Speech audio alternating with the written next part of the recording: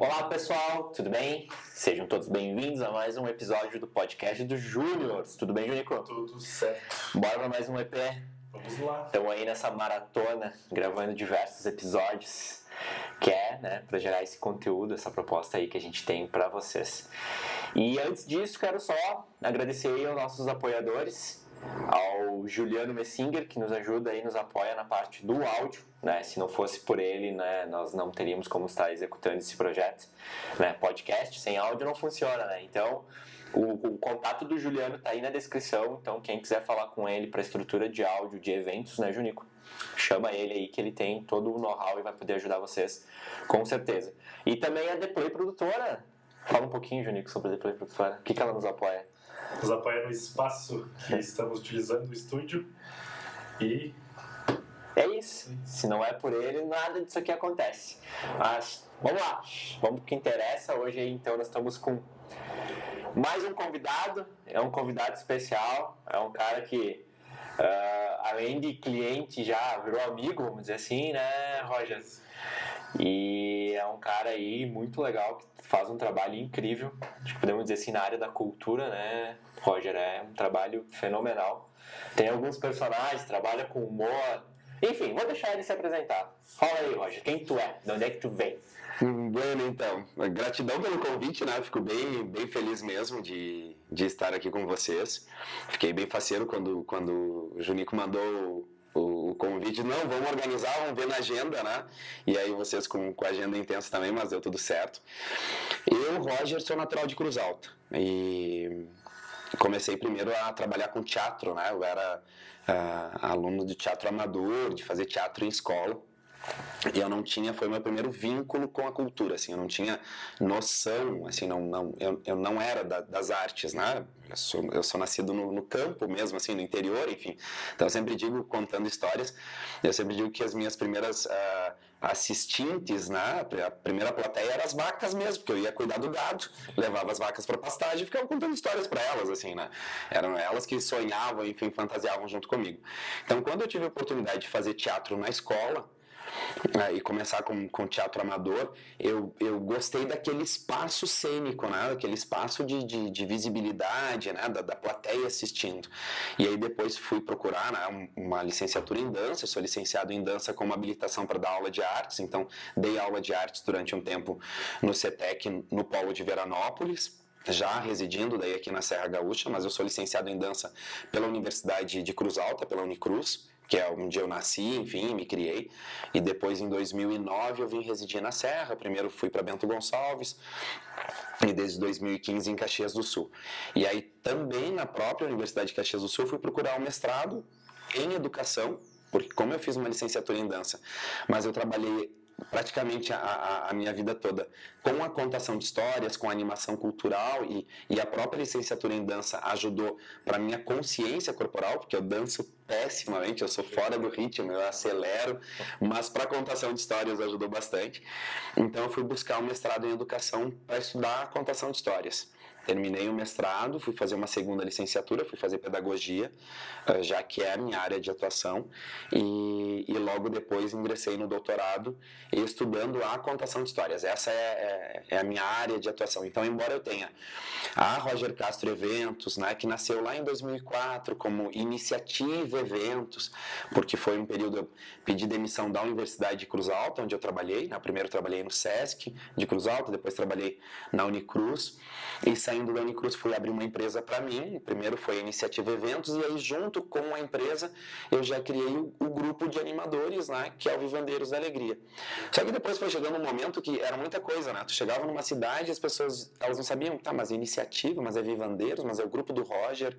Então, a iniciativa foi dormir, ficou Roger Castro Eventos, e é essa empresa que organiza feiras do livro, que faz curadoria de muitos eventos na área da educação, cultura e lazer. E o Vivandeiros da Alegria, que é o grupo lá, que são os meus colegas, que a gente itinera por tudo que é recanto aí, contando histórias e realizando intervenções. Sim, e hoje o Roger está em Caxias do Sul, né?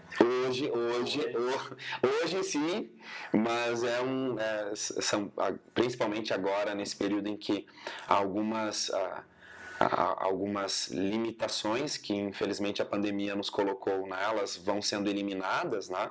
E algumas possibilidades cênicas são permitidas e nós vamos nos organizando. A demanda de trabalho ela tem sido bem intensa, então eu digo, o lugar que eu lavo as roupas, né? que eu organizo os figurinos é Caxias, que chegam as contas, né? Mas é o lugar que eu menos fico, mas é a minha residência. É a tua residência. Mas, Roger, vamos voltar um pouquinho. Eu queria que tu contasse pra nós, assim, tu comentou, né, que a tua primeira plateia foi as vacas, né? Mas, cara, de onde é que veio isso? Foi ao natural ou tu tem, assim, uma inspiração ou a vida te levou, assim, comecei aqui, mas depois fui parar lá, depois fui parar aqui, agora hoje eu tô aqui, vamos dizer assim, né? Tipo, a vida foi te levando, mas ou tu sempre, desde de criança, quando tu se entendeu como gente, vamos dizer assim, tu já disse, cara, é com isso que eu quero trabalhar com atuação, eu quero trabalhar com humor. Porque tu trabalha com humor, né? Mas eu não tinha noção. Eu fui tudo que um piá quer ser, né? Eu quis ser padre, eu quis ser jogador de futebol. Padre? Porque eu era um guri que vivia no mato, né? Vivia no interior, enfim, e nós não éramos acostumados com gente. Entendi. Nós não tínhamos muitas pessoas junto conosco, né? Era a nossa família ali e o gado. Né? Então, nós vivíamos de chácara, né? na nossa região em Cruz Alta, um sítio, a gente não chama de sítio, né? A gente chama que é uma chácara, um pedaço pequeno de terra. E naquela região, se tu tem 20 hectares, enfim, tu é pobre, assim, porque são grandes, né? São fazendas de 3.000 hectares, 4.000 hectares. E quando eu vim para a Serra, eu levei um susto, né? Porque aqui quem tem um sítio, tem uma colônia com 6, 7, 8 hectares, é rico, é feliz, assim. Então, nós arrendávamos, né? Meu padrasto arrendava essas chácaras, enfim, nós íamos e trabalhávamos ali. Então, eu não tinha convívio com as pessoas, eu não tinha muita perspectiva de futuro. Isso não era, assim, da nossa família. Eu acho que vai trabalhar no campo e vai ser isso, né? E tá bom, não pensa muito o que vai ser depois, né?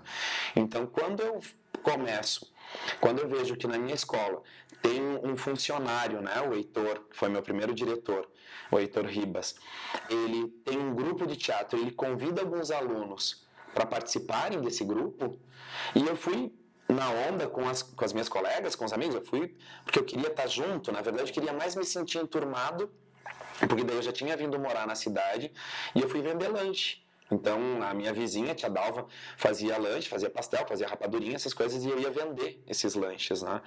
E na escola que eu estudava, não era uma escola assim, particular, mas era numa zona nobre da cidade. Mas quem sabe o coração de todo mundo não era tão nobre assim. Mas éramos crianças, então as coisas, né, se ficam tranquilas até. Mas eu não era, né, tão bem recebido por eles, porque eu era o pasteleiro, eu era o que vendia lanche. Tá? Eles não eram crianças, abençoadamente, não precisavam trabalhar, não faziam nada disso. Mas eu tinha. Então, eu ir para aquele grupo de teatro era meio, não, deixa eu ocupar um espaço aqui, né? Deixa eu me sentir aceito nesse lugar. E aí, quando eu começo a fazer teatro, eu gosto daquilo, e mais as pessoas gostam do que eu estou fazendo, eu me senti especial. Então, eu disse, então aquilo. Aí sim virou um objetivo para mim. Não, então eu quero fazer isso. Eu quero fazer teatro. E aí eu esquematizei um plano. Então eu tinha, por exemplo, aí eu tinha... Na tua cabeça... Não, eu planejei minha vida inteira, eu tinha assim... Eu disse, então no ensino médio eu vou estudar no Anis Dias. O Anis Dias é um grande colégio em Cruz Alta. E é uma escola... que tu escolhe o que tu quer fazer no primeiro ano. Então, no primeiro ano a gente tinha educação artística, em qualquer escola tu ia ter artes visuais lá. No Anis Dias tu podia escolher se tu queria fazer teatro, dança, música, e tu tinha todas as manifestações artísticas. Eu digo, não, eu quero ir para o Anis Dias porque eu quero fazer teatro, né? Então eu pensava, então eu vou no ensino médio, eu vou para o Anis Dias, depois eu vou para Santa Maria, porque Cruz Alta, a cidade maior, mais próxima é Santa Maria, então tem a Federal de Santa Maria.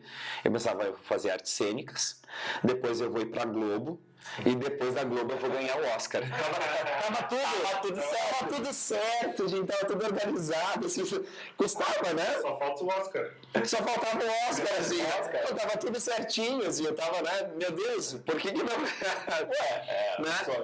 É impossível. Não era um sonho impossível, e não é, né? E eu acho que isso é o mais importante, né? Que as pessoas nos permitam sonhar.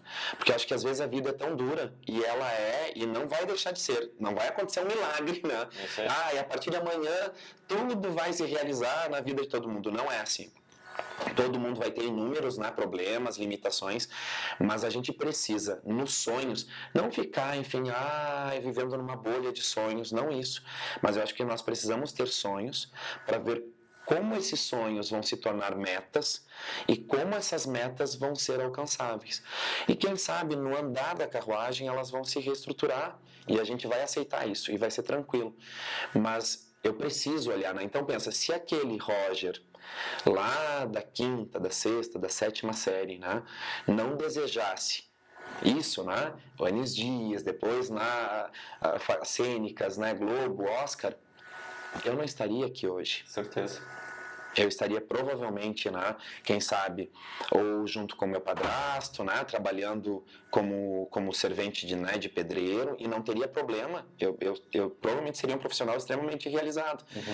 Mas hoje, quando eu posso, né, chegar, por exemplo, numa feira do livro e alguém da coordenação pega e me chama e diz assim, Roger, pega o microfone, tu precisa interagir com a plateia, e aí tu vê lá 300, 400, 600 crianças, né, numa plateia, e tu vai interagir, e aí tu faz uma dinâmica e todas elas estão no mesmo movimento contigo, eu digo, meu Deus do céu. É isso.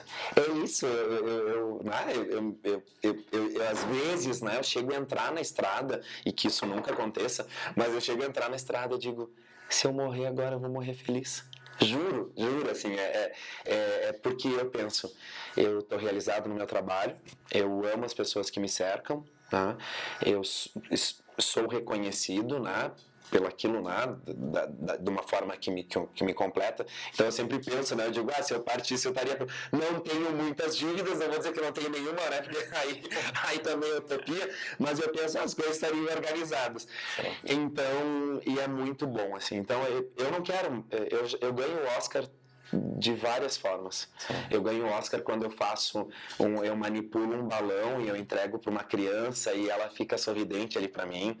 Eu ganho o Oscar quando alguém manda lá no Insta, foi muito legal a tua contação de histórias, né? Eu ganho o Oscar quando eu chego num lugar e que eles estão extremamente, né, dispersos, daqui a pouco fazendo bagunça, fazendo alguma coisa, e eu começo, né, a fazer a contação, a animação cultural, e daqui a pouco eles estão juntos comigo e eu terminei a atividade e eles, não, mas continua, pode... Então... Isso é um Oscar. Pra mim é. Então, e o meu trabalho já me possibilitou que eu fosse, né, até o teatro do Oscar. Não fiquei para cerimônia, né?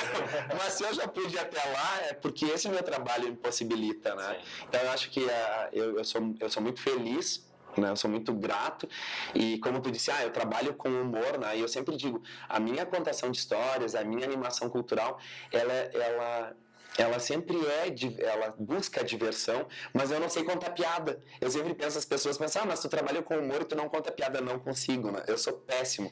Há muitos anos atrás, uma transportadora, eu morava em Cruz Alta, ainda eles me convidaram para ir fazer uma festa de encerramento da empresa em Uruguaiana. E eu fui, e eles, quem me indicou, não explicou direito o que eu fazia. Só disseram, olha, ele é muito bom, ele é animado, vocês vão se divertir. Mas era um jantar de encerramento da empresa e eles esperavam um humorista. E eu não tinha nem personagens. Hoje eu tenho personagens. Eu conseguiria, com o personagem, ser mais cênico, assim, mais lúdico, né?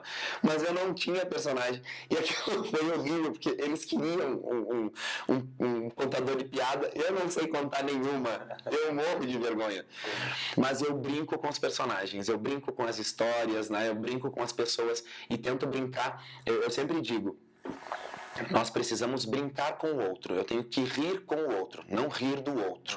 Que eu acho muito legal, né? Tipo, que as histórias assim, que tu conta, tu tipo, busca dessa forma mais engraçada, assim, mas o que a história conta, assim, né, tipo, é uma lição de vida, assim, às vezes, assim, é muito, tipo, toca todo mundo, desde a criança até o adulto, assim, tu pode contar pra qualquer um, e eu tenho certeza que, tipo, que vai dar risada no meio da palestra, mas vai, tipo, refletir, assim, fazer a pessoa refletir, sabe? Eu acho muito legal isso aí, tipo, que tu consegue trazer as duas formas, assim. Mas é que eu acho que isso é importante, né? Primeiro, tudo que a gente faz, ela tem que ter valor para nós. Claro que às vezes tem valor em espécie, né? Muitos de nós trabalhamos muito mais pelo valor em espécie do que pelo valor sentimental que tem a situação. Mas quando tu tá contando a história, seja ela a história que eu vou contar, por exemplo, a primeira história que eu contei é Pé de Pilão, é uma história do Mário Quintana. Eu fui trabalhar numa feira do livro e o tema da feira do livro aquele ano era a obra de Mário Quintana. Então a coordenadora da feira pediu que eu contasse, que eu escolhesse alguma, eu escolhi Pé de Pilão. Por que eu escolhi? Porque quando eu li a história de um menino, né, que na verdade está ali transformado em pato, que tem uma bruxa mascarada, né, e ele dobra o joelho e ele pede para Nossa Senhora que aconteça um milagre. Eu vi tanta pureza naquele personagem que eu disse, eu quero contar essa história, porque é uma história bonita, né? Embora tá lá, ela é toda fantasiosa, mas fala com amorosidade, né? E a criança vai para a escola, enfim. Então, aquilo que eu conto tem que chegar para mim de uma forma que seja gostosa. O que acontece é quando a história é muito poética, eu tenho escritores, né, e ilustradores que são meus amigos e que escrevem poesia assim que eu não tenho coragem de contar a história, porque a história é tão bonita e eu sou muito espoleta contando a história, né? Então eu digo, olha, eu vou acabar puxando uma comicidade que a história não pede. Então eu não conto, porque senão eu vou procurar alguma coisa que em algum momento vai desacomodar a plateia. Mas eu tento contar histórias, né, que sejam pertinentes e principalmente, né, as histórias, eu acho que de tradição oral, elas nos convidam a essa reflexão. E como a gente já é mutilado assim, né, todos os dias, né, por notícias ruins, por conduta, né, de pessoas que deveriam ser por nós e que não são, né, que escolheram estar naquele lugar e não fazem o melhor, então que nós possamos, numa forma simples, onde estamos, contar boas histórias, né? Compartilhar momentos de alegria, né? de riso. Por isso do Vivandeiros da Alegria, né? Quando nós pensamos no nome do grupo, Vivandeiros era mesmo de vivo, né? Mas também que são esses, né, viajantes, né, que estão passando, né, e que traz alegria. A intenção é essa. Vai tocar uma música, vai fazer um número de mágica, vai estar fazendo perna de pau, vai fazer pintura artística, vai fazer arte em balão, vai contar histórias, que é o objeto principal, né? É pensar que a literatura é que tem essa importância, ela nos divirta, sabe? E nos leva a uma reflexão sempre. Que leva para um lado mais lúdico da vida, né? Tira essa coisa que a gente comentou, né? Tirar um pouco dessa coisa burocrática de problemas, trabalho, roubalheira em governo, sei lá, em política. E aí tu vai para um lado mais lúdico, mais leve, que não existe tanto problema, parece coisas mais... Porque que elas consigam, a gente tem que saber, ok, tô vivendo aqui, tem tudo isso. Agora, para que eu saia desse turbilhão, né? Porque senão eu fico dentro daquela panela de pressão e aí as pessoas, elas estão tão cansadas, tão estressadas, que elas acabam agindo muito mais, né? Com agressividade do que com amorosidade. Uhum.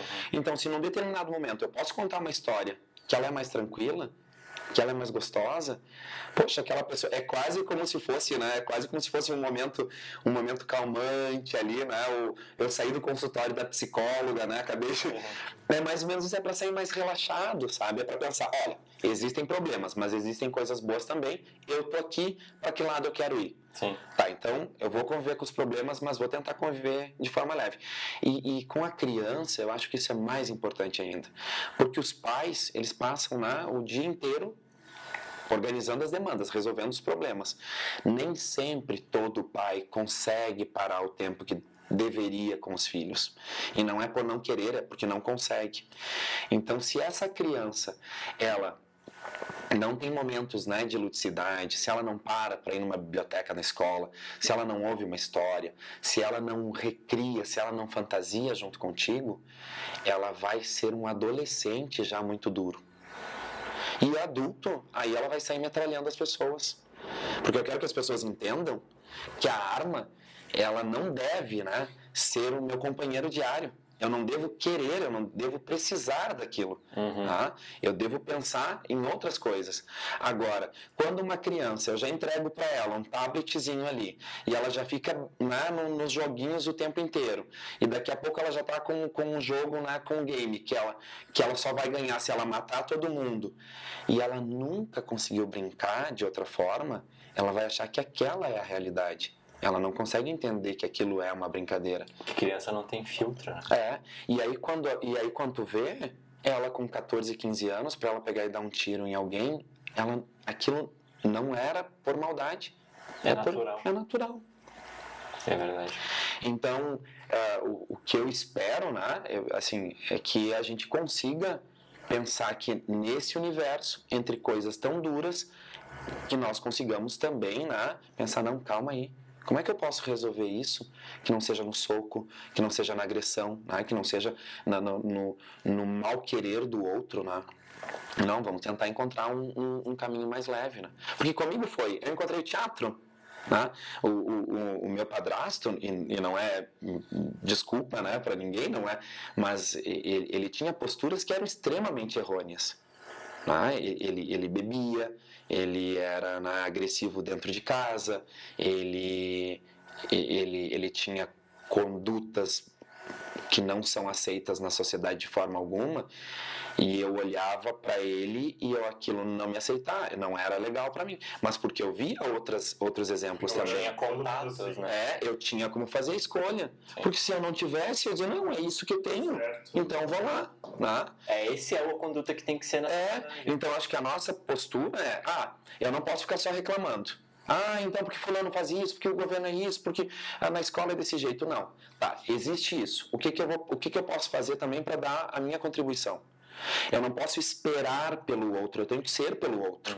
E eu não estou pedindo, e agora todos vamos ser canonizados, né? Temos aqui um bom samaritano. Não, meu Deus, eu tenho uma penca de defeitos, né? Eu não preciso falar todas elas agora, porque pra gente gravar aqui coisas boas, mas tem uma leva de coisa ruim, né? Como todo mundo. Mas espera aí, né? Eu quero compartilhar coisas boas. Vamos sair, né? Eu quero poder entrar na estrada, cada cidade que eu vou, sair pensando, saí feliz dali, fiz um trabalho legal. Sai de uma feira do livro, tá lá com o Tertulino, e que é um gaúcho, bonachão, contador de causas, né? E a gente vai daqui a pouco falar um pouco mais sobre dos personagens. E que as pessoas digam, olha que legal aquele personagem que a criança chega em casa e ela vai dizer, mãe, foi um bundudão, porque querido, né? Porque é um personagem, foi um bundudão contar a história e eu ri com ele, né?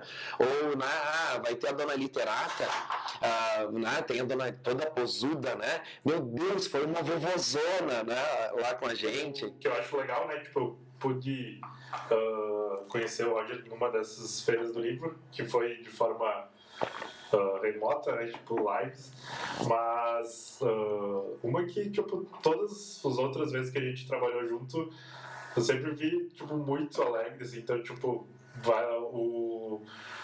o grupo dos vivandeiros, assim, com certeza, tipo, traz alegria por onde passa, assim. Mas esses personagens, assim, é legal que quando tu incorpora ele, é um personagem de fato, né? Do começo ao fim, né? Não volta, Roger, tipo, só tirei a fantasia, agora eu sou... Agora eu volto.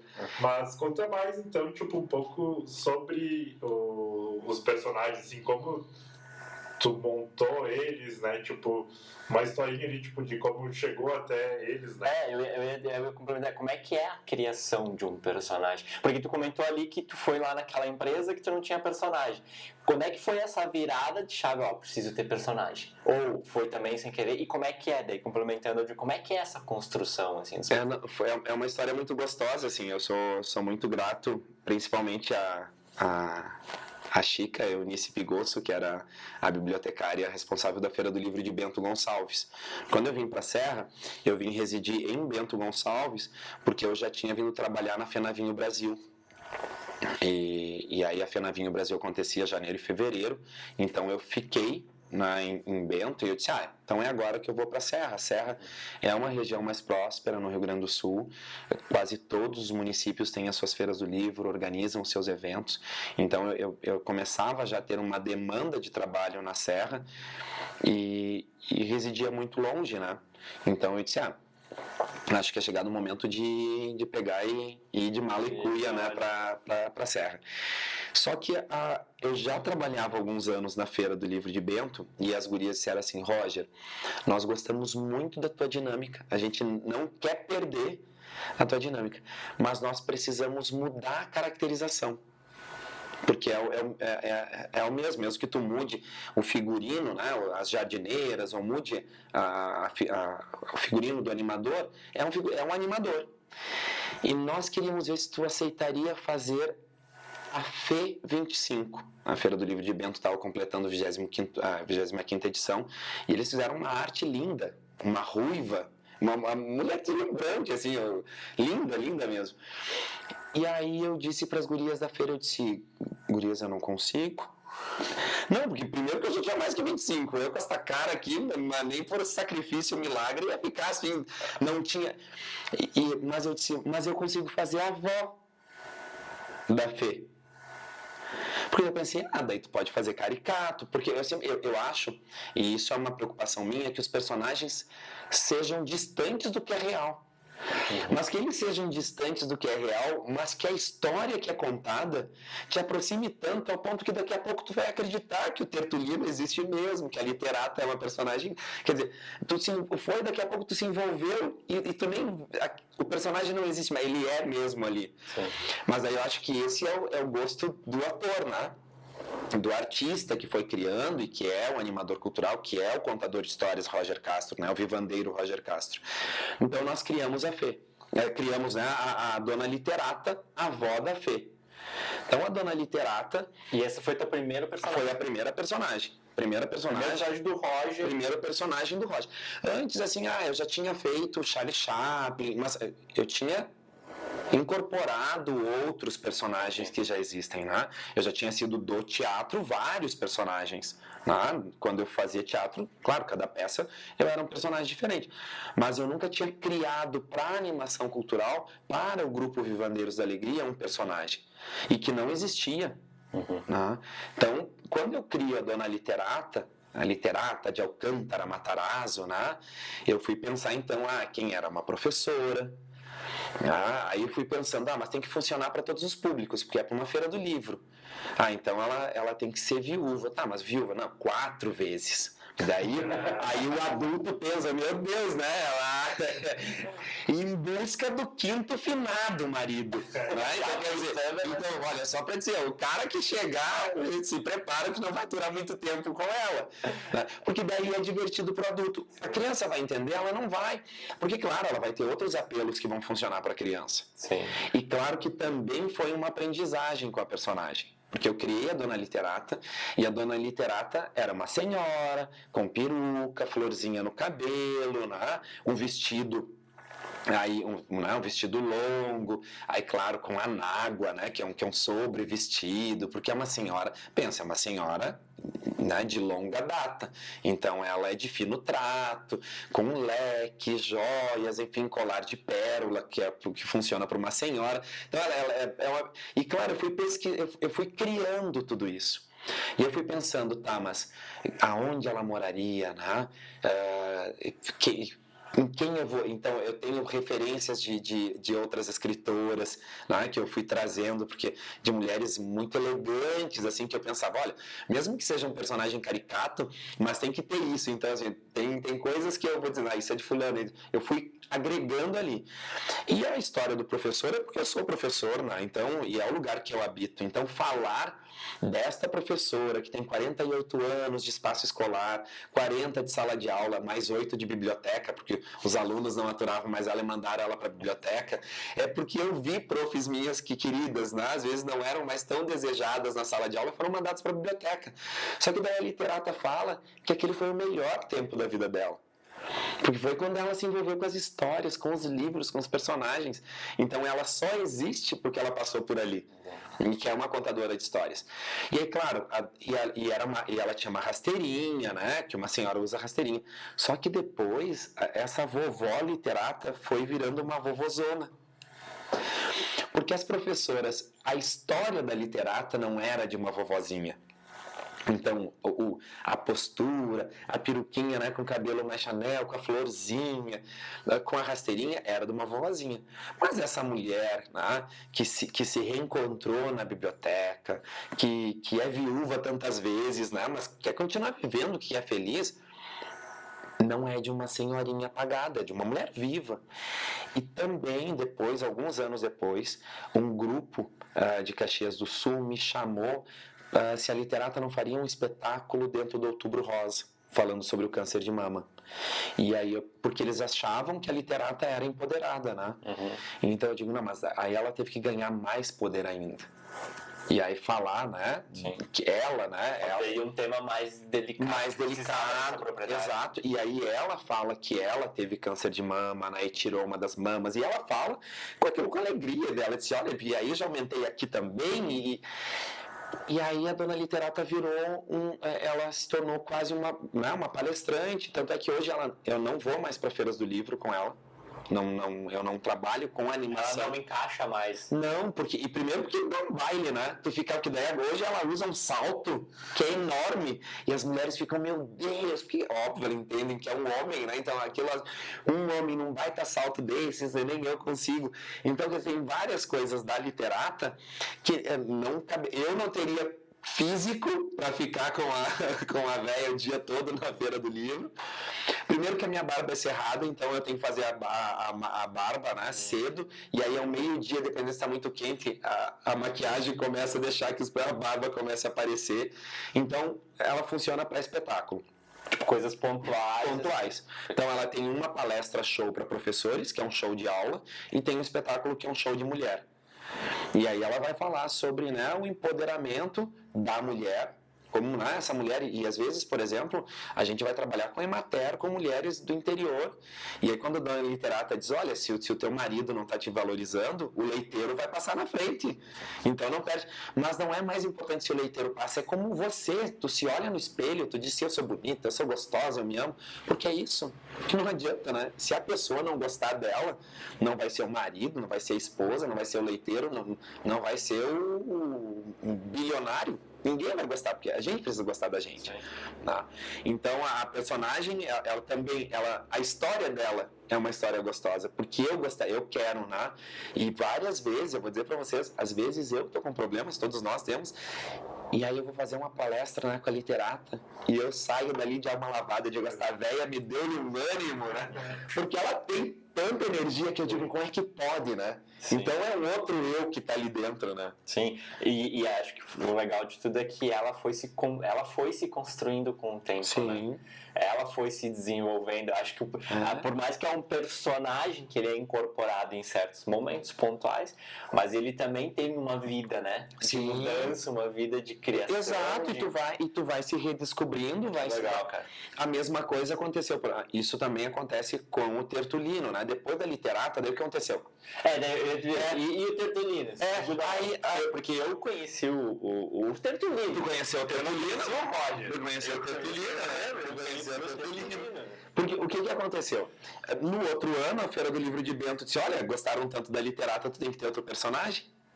Tá? E aí eu pensei, eu vou fazer, e eu já tinha uma outra personagem, que eu queria, eu disse, não, mas eu não vou fazer um personagem feminino, vou fazer um personagem masculino. E aí pensei, será que eu consigo fazer um nono? Eu disse, gente, mas eu não sei falar o dialeto. Né? Eu, infelizmente, hoje eu compreendo o dialeto e saberia falar umas 5 ou 6 palavras para me desvencilhar. Uhum. Mas na época eu não sabia nada. E daí eu pensei, gente, como é que eu vou estar numa feira do livro e vai chegar um nono, vai chegar uma nona e vai começar daqui a pouco a falar em dialeto comigo e eu não vou entender, ele vai ver que eu sou falso. Ele vai dizer, não é verdadeiro, não convence.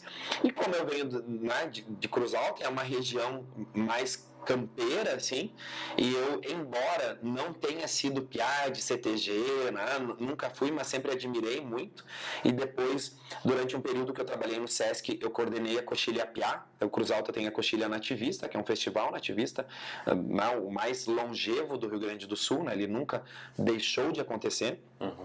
E a Coxilha Piá é o festival da gurizada, né? Então tem a categoria Piá e a Piá Taludo. E eu passei a conviver com músicos e com a criançada e me apaixonei pelaquilo. Então, aquilo começou a fazer parte, né, da minha vida. E aí eu pensei, não, então eu vou criar o Tertulino. Quer dizer, o Tertulino, o nome eu só dei quando eu passei na frente de um velório. Que nome, né? Brandão eu já tinha, porque Brandão é o sobrenome de uma família na região de Cruz Alta, bem tradicional. Bem assim, Brandão vai dar um ibope pro Tertulino. Mas não tinha nome ainda pro Tertulino. E aí eu residia em Bento, saí da minha casa e eu tô indo pro centro e eu passei do lado do cemitério, daí tem as capelas, e tinha velório do Tertulino. Eu digo, meu Deus, Tertulino. E de tertúlia, porque tertúlia é o encontro, né, de noite, quando os músicos, né, quando o pessoal se reúne, né, mesmo debaixo, né, de uma árvore, vão contar causos, tocar música, é uma tertúlia que tem ali. Então, Tertulino, para mim, eu já tinha uma conexão, e eu fiquei mais feliz ainda que este Tertulino, esse senhor que faleceu, era eletricista da prefeitura, e muitas vezes trabalhou na Feira do Livro de Bento. Olha, eu nem sabia, sabe? Então eu digo, olha, as coisas acontecem assim, né? Então, e aí nasceu o Tertulino Brandão, bem gaúcho, sabe? E aí eu ficava faceiro, daí o Tertulino, se a literata, porque assim acontece, numa Feira do Livro, se tu chegou às 8 da manhã, tu sai às 10 da noite, tu não vai tirar toda a caracterização para ir almoçar. Tu vai almoçar assim, tu vai para os lugares assim. Tu vai onde tem que ir. A dona literata come que nem gafanhoto, assim, um pouquinho. Na gafanhoto, não come gafanhoto, come bastante. Mas ela come pouquinho toda, né? O Tertulino eu vim feliz, assim, daquele, né, de sentar e comer com o que tinha. Então foi uma alegria. Depois, uma das maiores alegrias do Tertulino é que eu podia, né? O Tertulino diz, né, forrei o bucho comendo, né? E o Tertulino vem com esse. O Tertulino também. A literata tem um vocabulário mais requintado. O Tertulino não, é popular, assim, na fala, mas nunca chulo. Só que o Tertulino, eu gosto do Tertulino porque numa Feira do Livro você vê que as crianças estão lá largando lixo no chão ao invés de colocar no lixo. Ele fala que aquilo não é chiqueiro para ficar com um monte de porco largando, o que normalmente não se falaria, e aquilo não soa deselegante, não é ofensivo, e a criançada já sai correndo, limpando e juntando, né? Então o Tertulino eu amo a literata, mas o Tertulino é gostoso para fazer, sabe? Eu fico livre, assim, falando, e o Tertulino fala umas verdades, eu sempre digo, o Tertulino fala verdades que eu não teria coragem, assim, de falar, e o personagem permite. Te dá o aval. E aí depois disso eu vim criando outros personagens, né? Mas isso por causa das necessidades. Porque daí eu pensei, a cada ano eu vou criar um personagem, naquela época, né? Então, em 2010 veio a literata, 11, né? O Tertulino, depois 12, a Sara Lê Romani, que era uma cigana. Eu não faço mais porque eu criei tanto penduricalho para aquela cigana e as pessoas não entendiam o portunhol, enfim, então eu deixei de fazer, mas daí foi também uma criação coletiva, o grupo criou. Então tínhamos a Sara Lê Romani, a Miriam Cassandra, a Consuelo, o Ramires. Então os vivandeiros era uma família de ciganos entrando na feira, era lindo de ver assim. E aí depois daí fizemos os doutores da leitura, e o doutor Paracetamol Veríssimo, o doutor Diclofenaco Lopes Neto, a doutora Moxicilina Quintana. Sim, porque eram os três principais ativos utilizados, né, no Brasil, com sobrenomes, né, de escritores gaúchos que são referências. Né? E aí criamos eles. Aí depois eu parei, um ano depois trouxe o Zé do Cordel para trabalhar a literatura de cordel, porque achava que era necessário. E aí depois o Pirata Sete Histórias, porque tínhamos, né, a necessidade, eu queria um personagem assim que fosse contar outras histórias. O Sete Histórias até hoje ainda ele está mais navegando do que em Terra Firme. Eu conto histórias com ele, é um personagem lindo, assim, o figurino é lindo, mas ele ainda é um personagem que ele está mais navegando do que o concreto. E dias desse, enfim, uma Feira do Livro pediu um príncipe, eu mandei fazer uma caracterização, só que funcionou muito bem, que eu acho ainda que vai ser um personagem. Mais um. É que eu fico pensando, né? Sempre digo, eu sou mais bobo da corte do que príncipe, né? E eu, com 40 e tantos anos, pra mim, príncipe é aquele piazinho com 18, 19, 20. Eles não convence mais, né? Mas, enfim, quem viu gostou, então quem sabe seja. Vai sair ali um personagem novo. Mas tu comentou em um grupo. Hoje, tu tem realmente um grupo de pessoas que também fazem personagens? Ou quando tu fala grupo, é só o grupo de personagens que tu mesmo desenvolveu? Não, então, eu tenho um grupo de personagens, né, que é a minha família. Então, se tu entra, né, em um dos quartos lá no apartamento, tem um roupeiro, né, com vários figurinos, caixas guardadas nas suas devidas proporções. E tem um amigo muito querido que lançou um livro que é Roupa de Guardar, que é o Eliandro Rocha, e ele dedicou o livro em homenagem para a mãe, porque era costureira e também para mim, porque ele às vezes quando ficava na minha casa ficava nesse quarto, né, que tinha e aí todos os personagens, e ele disse que ali era assim, né, que tinham roupas de brincar mesmo, né, porque ele via. Mas eu tenho então os personagens, mas o grupo Vivandeiros da Alegria existe desde 2004. Então, em 2004, eu criei o grupo Vivandeiros da Alegria, que era um grupo com muitos recreacionistas. Então, nós trabalhávamos, né, com brinquedos infláveis, enfim, mas com a intenção de ser um grupo de animação cultural, de trabalhar com a literatura, com a contação de histórias. Hoje nós somos 9 integrantes no grupo. E nós temos, né, desde aquele que é mágico, que é músico, então as habilidades artísticas estão a serviço da literatura, da animação cultural. E aí eu tenho colegas lá residindo em Caxias, em Bento, em Vila Flores, em Bé, enfim, aí o grupo foi aumentando, e são colegas, cada um com as suas habilidades, eles agregam para o grupo. Quase que obrigatoriamente todos contam histórias. Sim. Né? Mas tem aqueles, por exemplo, eu não sei tocar gaita, né? Mas a Paloma, o Samuel tocam gaita, a Miqui toca bumbo-legueiro, o Cris e o William fazem mágica, eu não sei fazer mágica, o Matheus faz pirofagia, sempre tive medo, não faço. Então, nós temos várias habilidades a serviço da literatura, da mediação literária, e numa grande congregação assim de festa e alegria. Assim. E aí, falando um pouquinho mais sobre negócio mesmo, assim, quando chega uma cidade, uma prefeitura te contratar, tu entende a demanda e aí tu entende quem tem que ir. Isso. E aí tu distribui daí os trabalhos daí. Uma prefeitura ou o SESC ou o SESI, enfim, vão criar uma demanda conosco. Eu vou tentar negociar ou sugerir. Às vezes eles já conhecem algum personagem. Que eles já viram. Então às vezes eles querem um personagem, ou eles vão dizer, olha, ou nós queremos, né, que tu faça a curadoria. O município vai chamar para fazer a curadoria da Feira do Livro, pensar quais escritores, espetáculos lá. Aí eu vou sugerir. E aí eu vou pensar, olha, acho que funcionaria se nós tivéssemos aqui, né, tais vivandeiros fazendo tais atividades. Vou ver com eles se eles têm agenda livre, porque são prestadores de serviço, né? Cada um desenvolve outras tantas atividades. Sim, eles também, além de participar do Vivandeiros, fazem milhares de coisas, assim. Às vezes é uma briga para a gente conseguir agenda, porque às vezes não tem, né? E às vezes algum diz, Roger, não fica bravo comigo. Eu digo, não, eu fico feliz, porque senão tu tá trabalhando bastante. Fico triste de não te ter comigo, né? Mas é tranquilo. Nós já tivemos durante um tempo como funcionários, mas não era saudável para a empresa, assim, porque tem períodos que trabalha muito e tem períodos que não existem tantas demandas, né? Então, mesmo hoje, para os próprios vivandeiros, para os integrantes, também é mais saudável assim, porque eles assumem outros vínculos e, ao mesmo tempo, às vezes ganham muito com o grupo. Então, Sim. É uma parceria que dá certo, assim. E aí tu comentou um ponto agora que achei bem importante também a gente trazer sobre essa questão de curadoria, né? Tu também é chamado para poder fazer essa...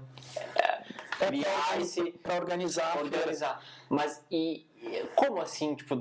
de onde é que tu teve também essa habilidade? Porque tu tem que conhecer muito de cultura, tu tem que conhecer muito de arte, conhecer o que está acontecendo no momento, né? Mas pensa, provavelmente eu seja o animador cultural que mais participe de feiras do livro no Rio Grande do Sul.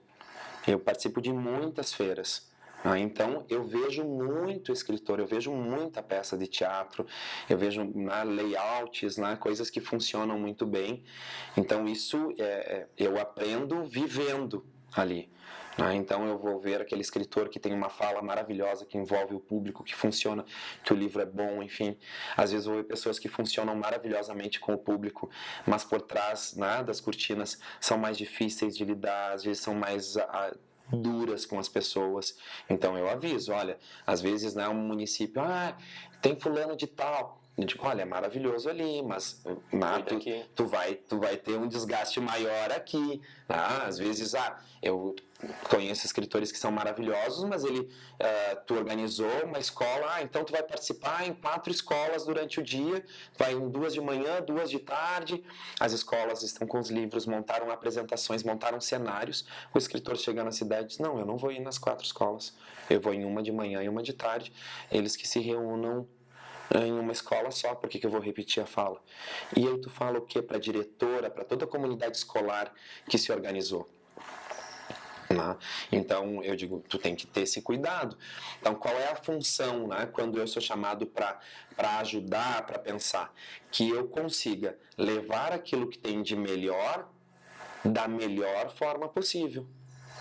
Eu digo para os meus colegas no grupo, Roger, mas a Feira do Livro aqui está muito mal organizada, meu Deus do céu, como é que estão fazendo isso? Aí eu digo, guris, se a feira está mal organizada, uma feira que nós não estamos envolvidos, nós vamos fazer animação cultural só contrataram, chamaram os vivandeiros para estar lá.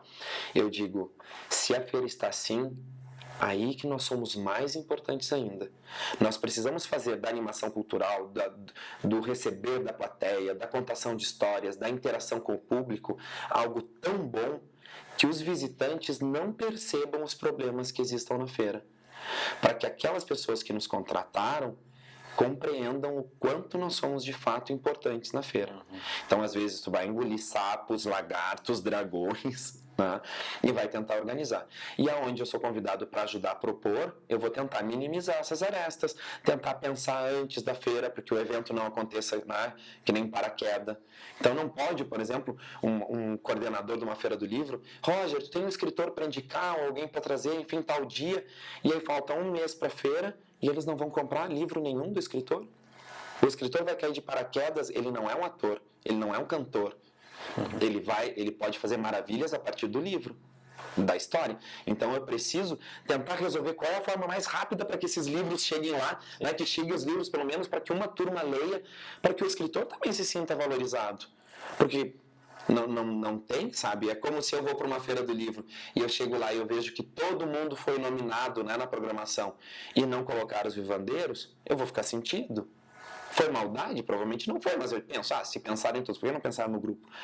Então eu fico pensando, quando eu vou organizar, me cabe a pensar isso. E claro que essa prática se deve do tempo anterior a 2000, quando eu já fazia algumas participações em feiras do livro, que eu comecei a ver, do tempo que eu trabalhei no SESC, de 2000 a 2004 eu trabalhei no SESC pensando as atividades aí como agente de cultura e lazer, e depois do tempo que eu ganhei na universidade, coordenando os eventos da universidade, atendendo uma abrangência maior de municípios, e aí organizando eventos que saíam da área da cultura, então eu ia organizar um seminário de veterinária, um congresso nacional de economia, quer dizer, outras áreas também, e depois desse meu retorno, quando eu disse, não, agora nós vamos ter a Roger Castro Eventos, enfim, trabalhando e se envolvendo pelo Estado e fora também algumas vezes, de ver muitas pessoas, de conviver com outras tantas. Isso é uma experiência de vida, hein? É uma experiência de vida.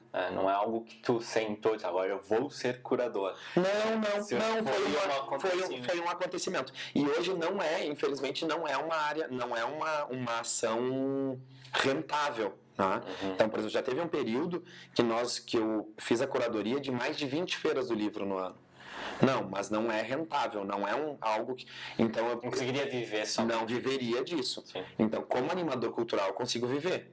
Então, eu prefiro, às vezes, até ajudar alguém, a prefeitura, digo, olha, eu te passo o contato de fulano, isso vocês organizem, tá, do que eu fazer a curadoria. Entendi. Porque senão é um tempo, porque tu tem que pensar, a curadoria envolve, tu pensar se o motorista que vai buscar o escritor, reservar o hotel, ver se come alguma coisa ou não come, porque dependendo do lugar que vai jantar, se a pessoa tem restrição, tu não tem que deixar uma situação constrangedora. Na escola, fizeram um trabalho, os alunos leram, vão fazer as perguntas, quer dizer, são muitas coisas que têm que ser pensadas e isso toma tempo.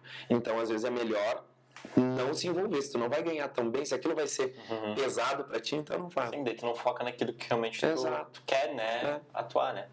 E eu vou tentar puxar um assunto, mas como é que é fazer cultura e como é que é fazer cultura num país onde não é tão valorizada a cultura? Mas isso é uma visão minha de quem daqui a pouco não está envolvido, mas tu que está ali no meio, como é que tu enxerga isso, Roger? Como é que é fazer cultura num país que não investe em cultura? Não entrando em lado político. Claro, mas eu tenho que concordar contigo, né? Se eu vivo num país que não há um Ministério de Cultura, né? Que tinha e não tem, eu posso pensar que já não existe um pensamento de cima para baixo para que isso aconteça, né? Quando eu vivo num país em que eu vejo que as universidades elas não conseguem, né, fazer novos concursos porque não tem, então elas vão ficando sucateadas, eu tenho que pensar que a cultura e a educação elas não ocupam um grande espaço. Quando eu transito numa cidade e eu passo na frente de um colégio, quando são escolas municipais, elas são muito bem cuidadas, na grande maioria os municípios conseguem, né, pelo menos na manutenção das suas escolas, naquilo que tange, né, a estrutura física é bem cuidada.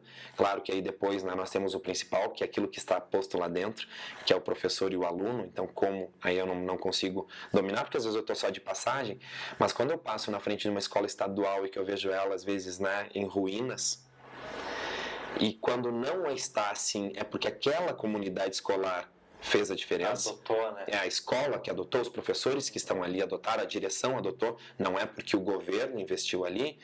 Eu fico muito entristecido. Quando eu penso, por exemplo, que um município, né, um governo, ele deixa de fazer uma feira do livro e ele faz uma festa de outra forma no município, ele não investe em cultura. Quando eu vejo, por exemplo, que programas, né, que existiam de fomento à leitura, eles deixam de existir, então que os livros não chegam mais, né, numa biblioteca, não tem investimento. E aí, por isso, quem sabe a nossa ação seja ainda mais importante. Aí ela é mais pertinente ainda, porque aonde não há, eu tenho que estar. Sim. Então, por exemplo, o ano passado, nós fomos contemplados pela Lei Aldir Blanc com o Semeando Histórias, que era um projeto que privilegiou atender os municípios com o menor índice do IDEB no Rio Grande do Sul. Então, para esses municípios, nós, se não vivêssemos a pandemia, teríamos levado presencialmente, né, um escritor, contações de histórias, para interagir com essa plateia e um acervo mínimo de livros desse escritor.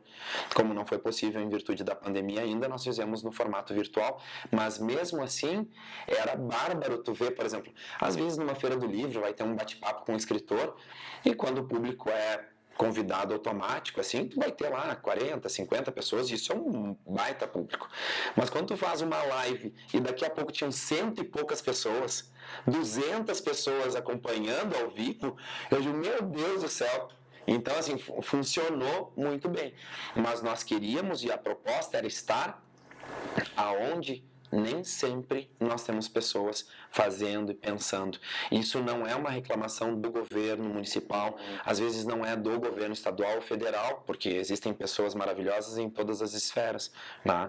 Mas porque as ações não estão conectadas, ou porque não estão existindo, né, propostas, ou às vezes quem está lá no município não consegue dar conta de tudo. Sim. Muitas vezes eu ouvia, né, muito reduzido. às vezes eu ouvia de um coordenador de cultura diretora, um coordenador pedagógico, Roger, nós não conseguimos, ou nós não vamos conseguir fazer a transmissão para tal escola, nós não teremos alunos porque não tem conexão lá. E aí, claro, nós gostaríamos, né, que as coisas funcionassem no estralo de dedos, mas não é assim. Então, como tu vai organizando? Mas eu preciso chegar até lá, porque daí se tornou um desafio. Né? E aí, pensando nesse desafio, isso daí tem memórias, né? Quando eu comecei a trabalhar, eu trabalhei num colégio particular em Cruz Alta e trabalhava com oficinas de teatro e trabalhei também numa escola do interior. Nessa escola do interior, quem me pagava era a associação, o círculo de pais e mestres, né? Então, os profs faziam uma vaquinha, todo mundo fazia uma vaquinha e eu ia trabalhar nessa escola em Benjaminote, que é um distrito, né, de Cruz Alta. E eu dava aula no colégio particular, o único colégio particular, e eles pagavam as mensalidades, enfim. E era um espaço bárbaro, né? Então, tu tinha teatro, tu tinha sala de ensaio, tu podia pensar nos figurinos, né? Mandava para costureira, as mães iam levar os filhos, faziam os figurinos, tinha tudo perfeito ali. E eu amava estar ali. Sempre gostei, levo, né, o Santíssima Trindade como uma excelente memória. Mas eu também nunca me esqueço da escola de Benjaminote, porque eu tinha que ir de mototáxi para lá, ou de ônibus, mas o ônibus era uma volta de manhã, uma volta de tarde. Então, se eu perdia o ônibus, aí eu tinha que pegar a moto. E eu nunca me esqueço de uma vez que eu perdi o ônibus e eu tive que pegar a moto e estava chovendo. E aí eu naquela mototáxi, quando eu senti que eu estava todo molhado e que até eu estava que a cueca molhou, eu digo, tá. E eu pensei, mas que raiva, por que eu tenho que fazer isso? E eu acho que eu ganhava tipo 5 pila. Era muito pouco assim, sabe? Porque claro, a escola não podia pagar mais também para ir lá. Mas quando eu cheguei na escola e as crianças estavam na área coberta, né, me esperando, e as tias da cozinha estavam lá com umas toalhas para me secar, eu disse, meu Deus do céu, é isso que eu tenho que fazer. Eu era especial para eles, eu era necessário para eles. E eles são necessários para mim e são até hoje, porque eu tenho essas memórias. Então, aonde nós temos que estar, aonde nós precisamos pensar aonde é necessário. Então, se o governo não investe, nós precisamos buscar outros caminhos. Tá? Se eu tenho um líder que não sabe ler ou conversar direito, eu tenho que estimular que o meu pequeno, ele saiba falar, ele saiba conversar, ele saiba interagir com o outro. E eu penso sim que a leitura, que a literatura, que a contação de histórias, que é um procedimento de mediação literária, é um facilitador para isso. É o único? Não é. Mas é um deles. Né? É uma forma. Vai, interessante. E para finalizar, última pergunta, me permite, Júnior? Sim, pode fazer. Já estamos em 55 minutos de conversa. Eita, eu achei que estavam uns 15 minutos ainda. Mano, eu fico até feliz que está encerrando, claro, né? Quem nos acompanha, enfim, pelas lentes, não sabe, mas eu fui convidado depois para um churrasco. Então, até só por causa disso eu estou feliz que vai terminar, assim, mas não sei se os outros convidados, enfim, que participaram foram. Mas, enfim, se não foram, que não são tão especiais assim, mas eu não quero criar nenhum atrito, enfim, né? Deus o livre, quem sou eu? Mas, só para dizer sobre essa questão dessa última pergunta, acho que daria um episódio só sobre isso, né? Só falando sobre essas dificuldades, sobre como é fazer cultura num país não forte culturalmente. Não, é forte culturalmente, sim, mas não que investe, né, na cultura como deveria, né? E a última pergunta era como é que foi se reinventar nessa pandemia? Porque era 100% presencial, a magia acontecia presencialmente. É diferente tu fazer algo online e do que tu ir lá presencial, a criança ver a caracterização, ver a atuação, sabe? E aí tem que transformar tudo num online, tem que ir tudo para um digital. Como é que foi esse desafio? O primeiro, eu vou dizer, foi horrível, assim, né, no primeiro instante, porque, claro, como eu preciso do público, eu disse, meu Deus do céu, agora vai ser na frente de uma tela, né, e dessa tela que tu não vê todo mundo. Então, as minhas duas primeiras experiências foram horríveis, eu fiquei com muita dor de cabeça, porque tu tenta, na frente de uma tela, fazer tudo o que tu faz presencial, e isso é impossível. Então, no primeiro momento foi de uma cobrança gigantesca. E de uma cobrança gigantesca por uma remuneração gigantescamente menor. Porque se o cachê, eu vou inventar valores, né? Mas, por exemplo, se para uma ação presencial tu ganhava 1.000, para virtual era 200. Então, e aí, pensa, suas contas continuam sendo as mesmas, né, ou até maiores, porque agora, né, tu fica mais em casa, então tu gasta mais em casa, tua conta de luz aumentou, né, teu consumo em casa, enfim, tudo isso. E aí, só que aí depois eu comecei a pensar, tá, mas olha, isso é o possível.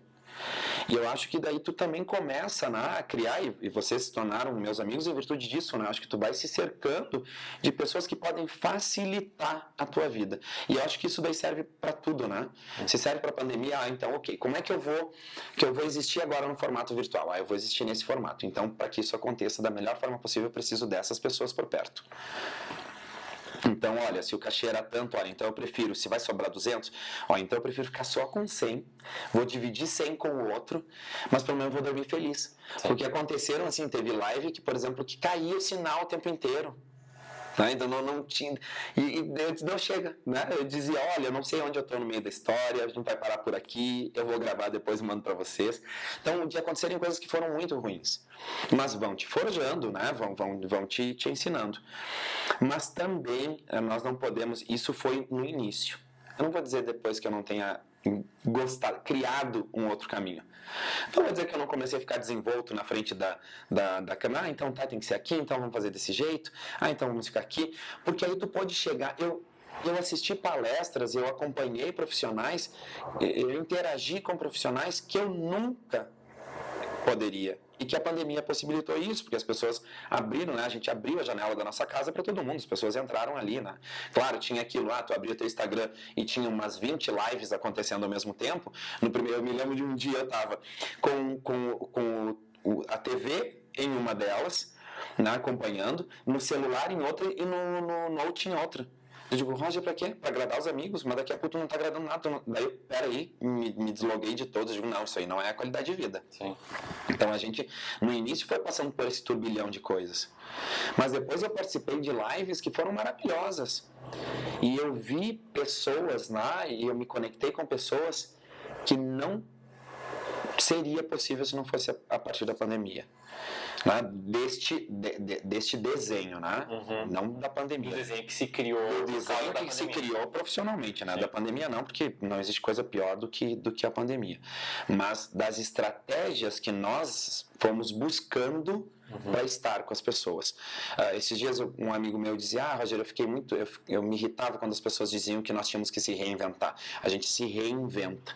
Mas ontem eu até compartilhei agradecendo os amigos, porque esse mês de outubro que passou, a gente trabalhou muito, novembro, são meses foram meses de muito trabalho, os últimos meses de dezembro, assim, a agenda, né, teve muito, é de muita ação, mas daí eu disse, nós nos renascemos, né, nos contamos, reinventamos a partir de nós mesmos.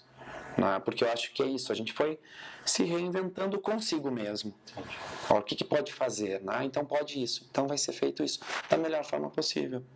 E também sem sofrer, porque daí aquilo, mas não deu, caiu o sinal. Calma, gente, caiu. Tu é responsável pelo sinal? Tu consegue? Tem um botãozinho que... Não tem, então não depende de ti. Tu fica triste? Fica. Mas não vai mudar, não morre por causa disso, sabe? Então o que é possível? Faz o teu melhor com aquilo que é possível ser feito. E mostrou também um caminho que a gente comentou, né? Vocês tiveram contato com pessoas que vocês não imaginavam e que agora vocês observaram também que dá para manter. Sim. Um modelo mais híbrido, mas dá para manter agora para sempre. Com certeza. Para mim o modelo híbrido é o mais acordado que a gente vai ter sempre. Eu não imagino um bom evento que não tenha uma ação virtual e que não tenha a sua programação sendo transmitida. Porque daqui a pouco, né, Roger, tem aquele escritor que vocês gostariam tanto de trazer, mas daqui a pouco, para trazer ele não tem agenda, mas para participar do online ele consegue tirar 2 horinhas ali na casa dele e botar... Exato. Não, e aquilo, por exemplo, eu queria muito ir na Feira do Livro, mas eu tenho que estar em casa porque eu faço vianda e eu tenho que fazer as viandas para poder vender. Não, mas aí peraí, se é pelo Face que estão transmitindo, se é pelo YouTube, pelo Instagram, pronto, conectei, deixei ali e estou assistindo, estou acompanhando. Verdade. Sabe? Então, acho que as conexões, quanto maior for o número de conexões que nós tivermos para propagar boas coisas, elas precisam existir. Porque se aqueles, né, que não têm o bem-querer pelo outro aproveitam as redes, aproveitam os espaços para criar fake news, né, para disseminar o ódio, a raiva, que utilizemos então as redes, né, para compartilhar cultura, bem viver, alegria, né, respeito, felicidade. Muito legal. Muito bem. Bom, Roger. Demais. Foi bom, né? Demais. Deu 1 hora de conversa. Bueno. Poderia ficar aqui mais umas 2 horas falando, porque tem muita coisa para explorar, né? Com certeza. Acho que uma coisa que seria legal pro próximo trazer história, sabe? Tipo, do que acontece. Não, temos de uma livro. E temos muitas. Tem histórias para contar do pessoal que vai fazendo a transmissão e fala no meio da transmissão. Essas histórias são muito boas. Tenho boas histórias para contar, mas voltamos um outro dia, estamos ali. Mas eu fiquei feliz só de uma coisa, em ponto de negócio, de que esse lado aí observou, né, esse mundo que tu trabalha, observou que a possibilidade, temos possibilidade de trabalhar um negócio híbrido, então que o nosso trabalho conseguiu também entrar dentro de uma forma forte, né? Sim.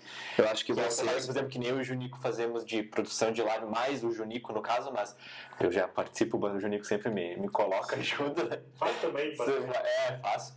Então, porque eu também, claro, olhando para um lado de negócio é bom, né? Faturamento, trabalho, mas para um lado de poder proporcionar, levar para mais pessoas, né? Mas é o nosso trabalho, né? Eu acho que sim, assim, não consigo ver, por exemplo, mais um evento que não tenha a transmissão do evento para as redes sociais. Que legal. E aí, claro, né? Isso se pensa de forma com qualidade, com cuidado. Não é alguma coisa, liga o celular ali. E acho que isso vai perdurar. Que com legal. certeza, assim, é melhor, funciona melhor. Que bom. Então tá, Roger, muito obrigado mais uma vez aí por ter tirado o teu tempo aí, disponibilizado o teu tempo aí para trocar uma ideia com nós, participar do podcast. Espero que a gente venha se falar mais vezes, a gente faça mais episódios e é isso, né, Junico? Que temos mais um. Que bom. Ficamos bem felizes. Agradecer você que ficou até agora aí escutando ou assistindo, não sei qual é a plataforma, mas agradecer também pelo seu tempo de ter assistido e escutado até o final. Isso mostra que realmente o conteúdo fez sentido para você. E que a gente possa trazer mais e mais convidados e mais conteúdos. Isso aí, muito obrigado e até o próximo. E até mais. Fomos!